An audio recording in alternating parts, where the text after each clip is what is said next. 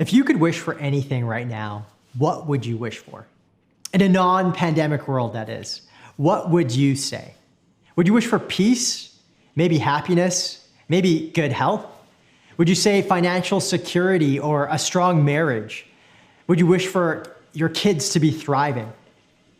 Those are all great things, but today I want to talk to you about something that maybe didn't pop into your head right away. Your job. Unless maybe for a second you were like, I wish my job would just go away. But in an article published in a business journal a couple of years ago, someone wrote that the one thing that the world's 5 billion working age people want more than anything else is this: a meaningful job. And here's the sad thing. Data from a Gallup poll a couple years back says that 85% of employees worldwide are not engaged or are actively disengaged in their job. Closer home, if we look to our friends to the south, our American friends, the number drops slightly, but data still says there is about 70% of people that are disengaged with their work. I know for sure in this moment, in the pandemic, in light of working from home, I felt that. I've experienced that, the chaos of having 4 kids running around at home on school calls with their Zoom teachers and all that kind of stuff. Those feelings have definitely crept in. For you, when you hear the word work, maybe in this moment it brings to mind feelings of anxiety or exhaustion or dread. And because a lot of us are working at home by ourselves, maybe loneliness. Right now, no matter who you are, as you're watching this, if you call yourself a follower of Jesus, or maybe you just found us online and you're just curious about what this church thing or Christianity thing is all about, my heart and my prayer for us in the next couple moments is to just inject some hope in this idea of work, in your work, to help you reframe the way that you think about work. Because what if I was to tell you that there was more untapped meaning and purpose in this idea of work than you know? Not only that, but to unlock it, you actually don't have to change your job. Because for some of us in this moment, in the last couple of months, maybe that thought has crossed your mind. Maybe I should change jobs right now because you're not feeling that you're getting that purpose and meaning from your job. But a lot of us have been there, right? I've been there. I moved from job to job. Actually, before I got into church work or being a pastor, in the span of 2 years, I probably worked 4 jobs in that search for purpose and meaning. But changing jobs doesn't always work out to gaining more purpose. But what if it didn't matter what your job was? Be it an artist, staying at home, raising kids, or a CEO of Google. I'm right now filming at Lone Wolf Cafe, which is probably a familiar work environment for some of you. But as we talk about work and we get into this, I want to jump into Genesis 1:26-28. Where I believe we'll find a view of work that will bring meaning and purpose if we apply it. Genesis, if you don't know, it's the first book of the Bible. And it's a carefully crafted story that explains how God created everything. And right now, if you're tuning in and you're like, Ben, some of you might think like, Ben, I don't believe this whole creation story idea. I'm more lean towards evolution. That's fine. That's a topic for maybe another sermon that we'll delve into another time. But I believe if you tune in, you'll get something out of the next couple moments that you can apply to your work. So we're about to read the account found in Genesis 1 of how God created humans. We jump into the story after God created, all these different things in the world, birds, the sea, animals, the trees, the universe. And we come to this moment, the final act of creation. Verse 26 in chapter 1 reads like this. Then God said, let us make mankind in our image, in our likeness, so that they may rule over the fish in the sea and the birds in the sky, over the livestock and all the wild animals, and over all the creatures that move along the ground. So God created mankind in his own image. In the image of God, he created the male and female. He created them.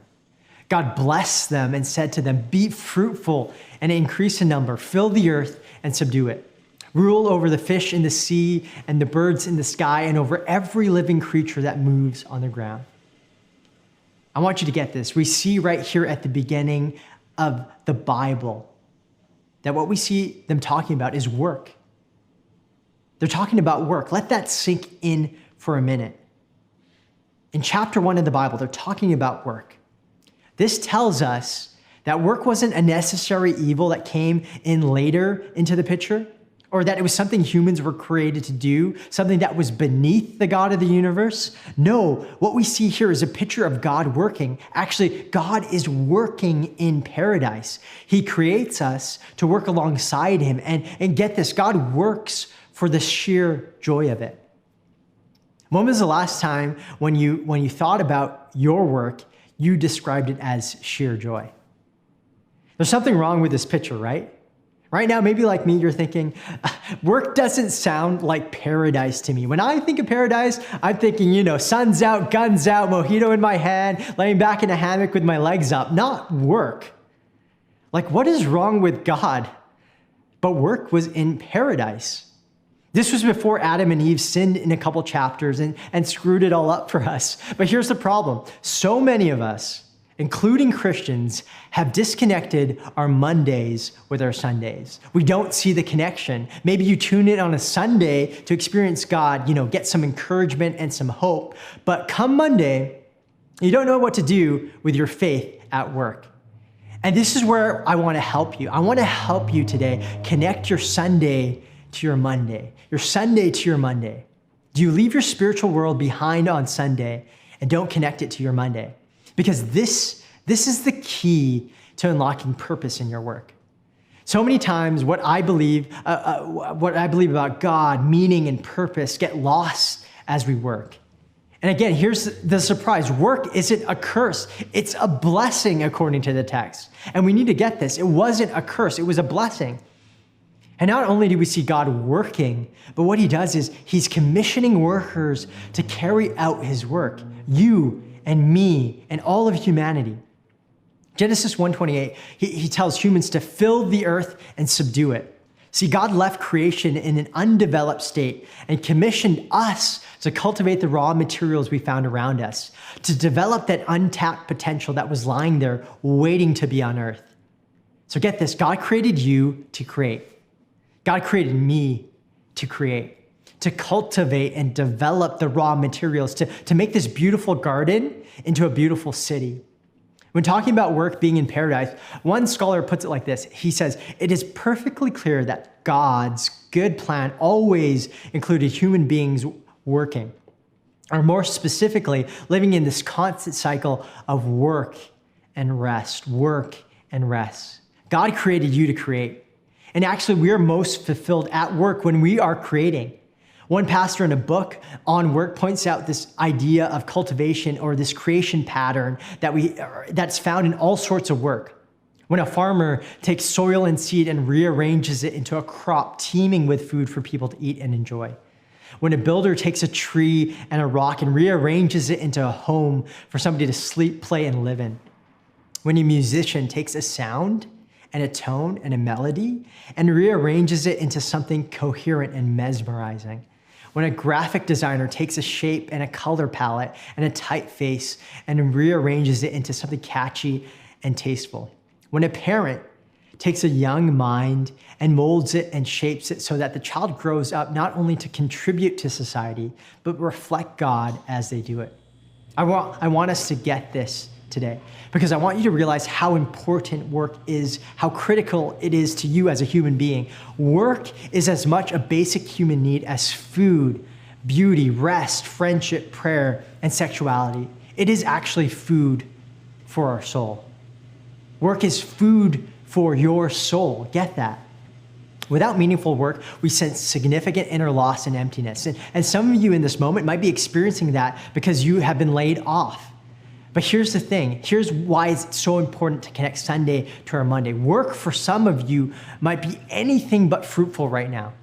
Adam Grant, a business prof and psychologist, says a lot of people at work right now are struggling with a sense of not being able to understand their effectiveness of their work. They're not seeing the fruit of their labor. This is leading a lot of us, a lot of people in general, towards depression. Another study that Adam Grant does, he talks about millennials, specific to this generation of millennials. He says that more than anything else, when it comes to looking for a job, what they're looking for in a job is they're looking for meaning and purpose. And those feelings of not knowing if you're making a difference, a little inner loss of emptiness when you don't have a job, if you're struggling with, am I contributing to society? If you're asking that question, if you feel disengaged from your work, they're just pointers to your humanity. They're pointers to our need as human beings to connect our Monday to our Sunday. So here's the question then. Why do we sometimes feel like work is a grind? Why is work hard? I want to try to answer this question, but first, to answer that question, I want to help us figure out where in culture does this idea or this negative view of work come from? Like, where did it originate from?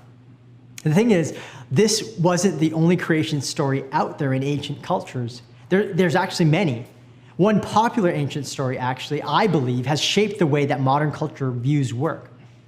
And the most popular one, I would say, comes from an ancient civilization called Babylon. In this story, I'm going to paraphrase, the gods are tired of work and they're worn out. Work is thought of as a burden to them. It's beneath the gods in their perspective. And so they create humanity as cheap slave labor to work for the gods so they can sit back and relax. But what we read here in Genesis is the total opposite, right? It's the total opposite idea. Not only that work is good and God, a divine being, is seen enjoying doing work, but humanity isn't created as cheap slave labor to do his bidding, but rather God creates us as his co-creators, his partners. Genesis 1:27 says that God created mankind in his own image.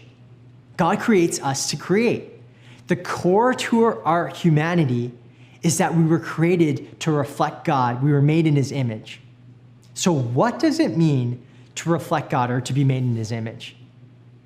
What is the author of Genesis trying to get across to communicate to us when he says in verse 27, I'm going to read it again. So God created mankind in his own image. In the image of God, he created them. Male and female, he created them. God blessed them and said to them, be fruitful and increase in number, fill the earth and subdue it, rule over the fish in the sea and the birds in the sky, and over every living creature that moves on the ground.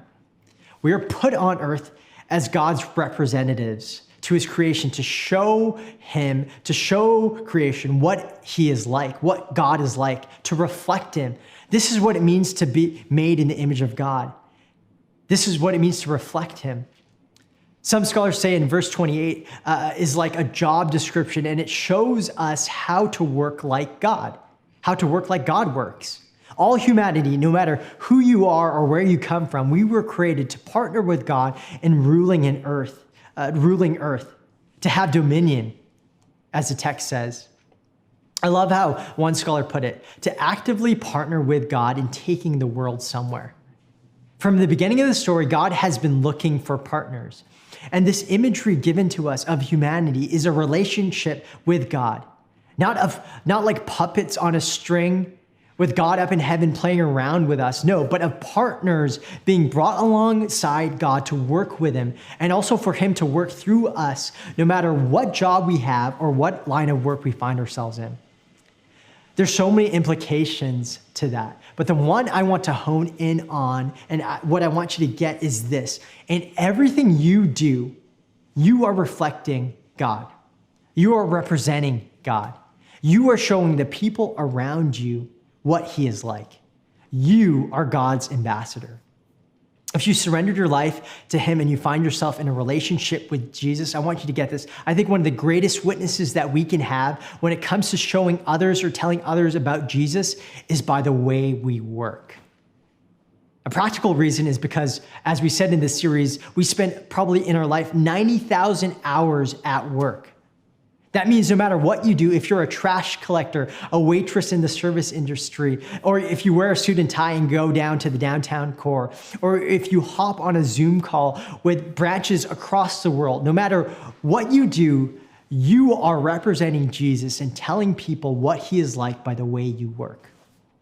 This is how we connect our Sunday to our Monday. What you learn about God on Sunday, you reflect to others on Monday. I definitely didn't understand this early on when I was walking with Jesus, when I was following Jesus in my early 20s. Like, there were some jobs that I hated, that I would cut corners, call in sick. And again, I wasn't fully following Jesus, but I didn't grasp this, that I was reflecting God in the way that I worked. One time I was working at the Gap at the mall, and this job was at times so mind-numbing. It was so boring. And so I would find ways to just pass the time at work. And instead of working hard, I might refold the same shirt over and over again. And I really didn't like this job. What actually led to me getting fired was that one night I stayed up a little too late with some of my friends and hung out a little too late. And I thought it was a great idea to call in to work at 3 a.m. to tell my manager that I was sick. Obviously, she wasn't dumb. She caught on, and I was fired. But here's the question. How do you work? What's your work ethic?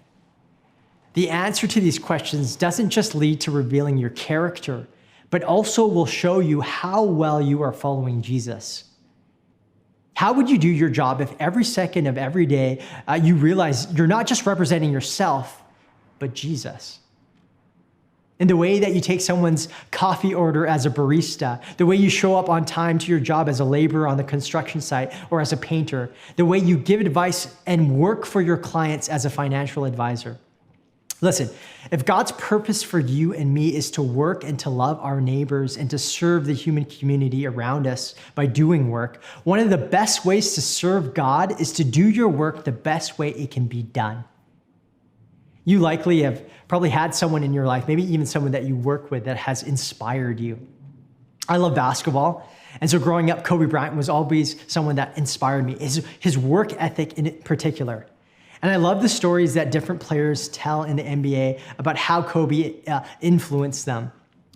Recently, one player by the name of Julius Randle, he plays for the New York Knicks, told a story about Kobe, who was his former teammate. And he told it recently upon reflecting on Kobe, who passed away last year.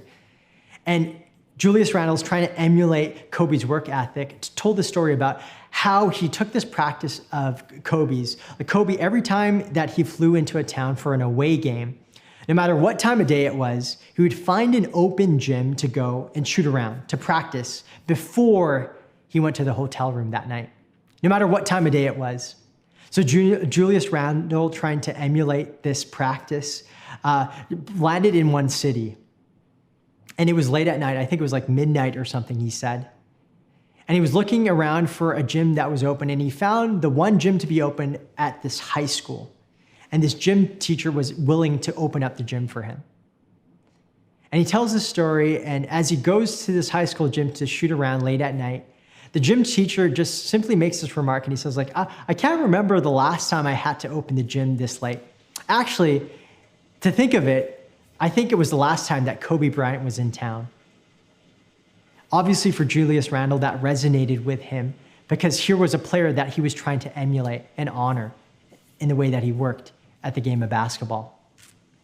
But that was just a game.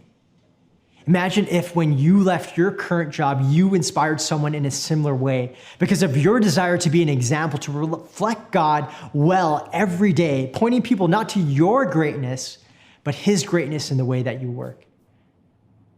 At this point, maybe some of you are thinking okay, that's all great, Ben, but my day-to-day job doesn't add up to this glamorous vision of work that you laid out. It's not fulfilling.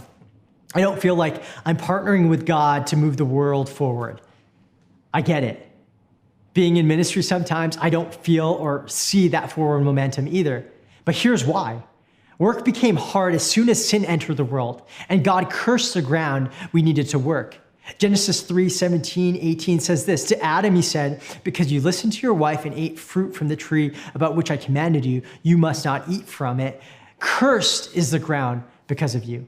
Through painful toil, you will eat food from it all the days of your life. Verse 18 says, it will produce thorns and thistles for you, and you will eat the plants of the field.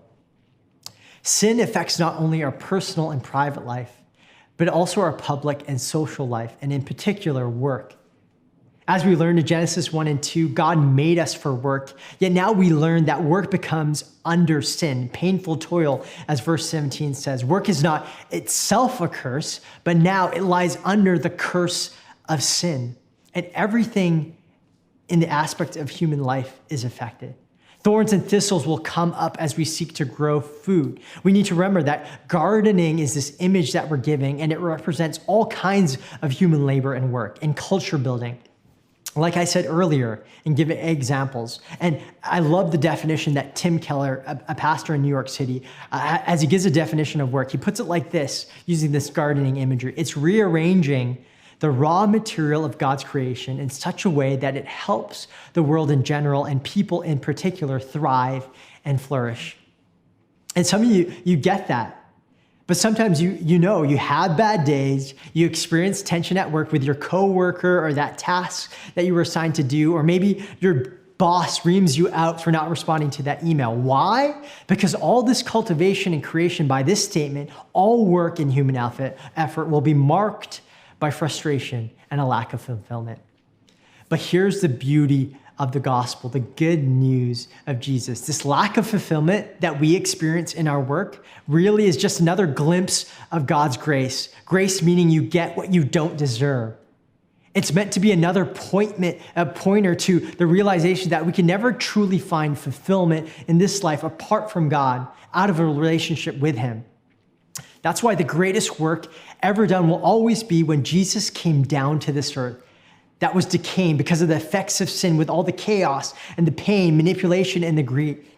And Jesus, He lived a perfect life that we couldn't live. He died a death on the cross in our place. He rose again on the third day, paying for the sins of the world, and not only that, conquering death. Therefore, making a way for you and me to find ourselves into a relationship with God, the God of the universe, just like we see back here in Genesis 1 in paradise, so that we can live this life and feel fulfilled no matter what we do. This is the one thing that involves no work on your part whatsoever. It's a free gift of grace, as I said, offered to everyone, and it's available to you today to receive if you decide to surrender your life to Jesus. So, what do we do with all of this? If you call yourself a follower of Jesus, the first thing that you need to do is you need to stop treating your Monday as if it has no connection with your Sunday. Go back this week and reflect on Genesis 1 and 2 and let God just speak to you as you read it. Help Him reframe the way that you think about work. As Paul, one of the New Testament writers, puts it, he calls it the renewing of your mind. Let your mind be renewed as you read Genesis 1 and 2 this week. I want you to get this. This is why it's important. When you work, you might be the only glimpse of Jesus any of your coworkers ever get. Lastly, if you're exploring Christianity, you're still not sure about this whole Jesus thing, here's what you have to do. You have to wrestle with this thought. You have to wrestle with this idea that you won't find fulfillment in your work or anything in that matter in this world apart from being in a relationship with God. And hey, if you're skeptical about this, what I'm saying right now, and you're like, Ben, you're a pastor, you have to say that. That's fine. Don't just take my word for it. Let's just look at artists and performers and actors in the music and movie industry. Why them? Because our culture looks at that industry, looks at actors and artists, and they would say that they have it all, right? Power, money, status, purpose, you name it. But here's the thing. I've heard interviews with many actors and artists, and they say that even with all these things, they're still not happy. Just this week, my wife showed me an interview with Cardi B, who's a rapper at the top of her game right now. And the interviewer simply asked her this: have you found happiness in all your success? And she paused, and she answered with these two words: well, sometimes. Could it be that it's true that you can't find fulfillment in your work apart from Jesus? That's something that you need to wrestle with. And the beautiful thing is about God is that he doesn't coax you into a relationship with him. He wants you to choose to have a relationship with him. And here's the opportunity. Maybe right now you feel like the next step for you is to make that decision to follow Jesus. I know that there's pastors and different staff members in the chat right now that would love to pray with you, that would love to talk to you about that and what that looks like. If you're a follower of Jesus, though, this is the opportunity for you this week. Monday morning, before you start work, before you hop on that Zoom call, maybe you have to drive into work, I want you to take 5 minutes. 5 minutes, stop whatever you're doing, and just pray. And as you pray, all I want you to do is ask God this one simple question. How can I reflect you well today? How can I reflect you well today? And you don't have to say anything else in that prayer. Just see what he brings to mind. This is what we call listening prayer. And if you're unfamiliar with the term, that's okay. Like our lead pastor, Jeff, actually has a great series all about this. It's called Hearing from God, and you can access that series on YouTube, actually. Right now, I want to speak to one more group of people maybe. That maybe you're struggling right now with your work, and you're asking yourself this question. This is a question you're asking. Does my work count? Does it make a difference? I want to leave you with these words as we end. Found in Matthew 25. And this is Jesus speaking to all work, looking at all work and assessing it. And this is at the end of all things when us followers of Jesus will see Jesus face to face. I want you to listen to these words as if he's speaking to you right now. So Matthew 25:34.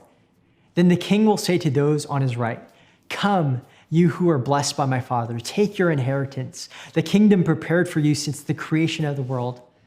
For I was hungry and you gave me something to eat. I was thirsty and you gave me something to drink. I was a stranger and you invited me in.